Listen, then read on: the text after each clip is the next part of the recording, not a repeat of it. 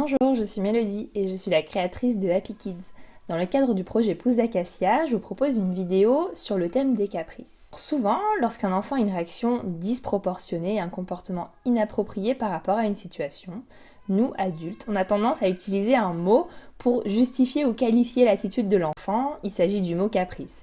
Par exemple, je récupère mon enfant de la crèche, de l'école, je lui donne un biscuit, il est un petit peu cassé, et là, c'est l'explosion. Il commence à crier ou alors il va râler, montrer son mécontentement seulement pour un biscuit cassé. Si je me focalise sur la situation, sur la scène, je donne un biscuit qui est cassé à mon enfant, il fait une crise, alors effectivement je peux penser que c'est un caprice. On va essayer de porter un autre regard sur l'enfant et essayer de comprendre qu'est-ce qui se passe pour lui en fait. Pourquoi le simple fait de lui donner un biscuit cassé a engendré une crise aussi importante. Si on bannit ce mot de notre vocabulaire, notamment pour les tout petits, parce que lié à leur immaturité cérébrale, un enfant de moins de 7 ans n'a pas la maturité suffisante pour réussir à élaborer une stratégie qui s'assimile à un caprice. Cet excès de stress en fait va se manifester par une crise et ça peut être des contrariétés qu'il a pu accumuler dans la journée qui vont causer ce stress-là.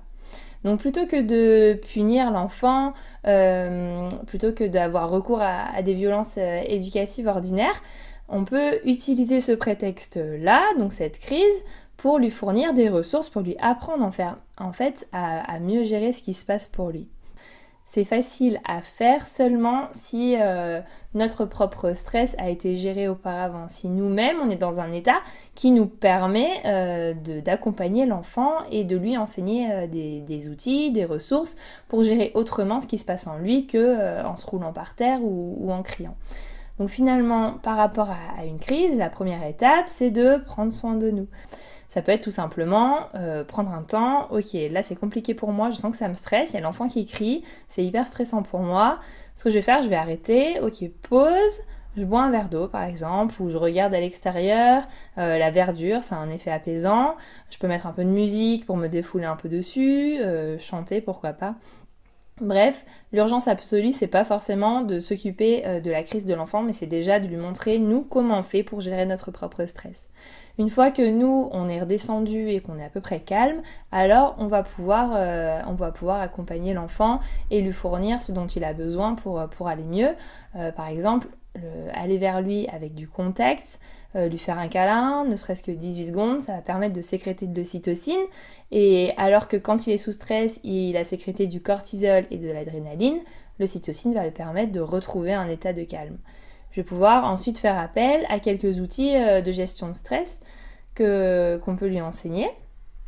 Bien sûr, c'est pas au moment de la crise où je vais pouvoir lui transmettre tous ces outils. Ça va être compliqué.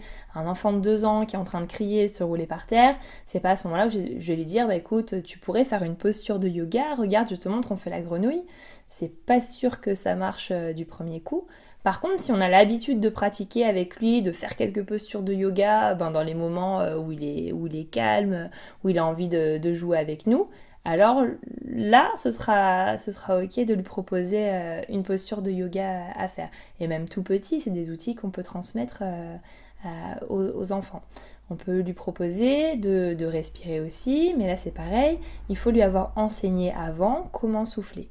Donc ce que je vous propose, c'est de voir en vidéo quelques outils que je transmets à ma fille qui a 2 ans, et du coup qui est vraiment dans la phase d'affirmation, d'opposition, qui n'est pas toujours d'accord avec ce que je lui propose de faire, parce qu'elle construit sa propre personnalité.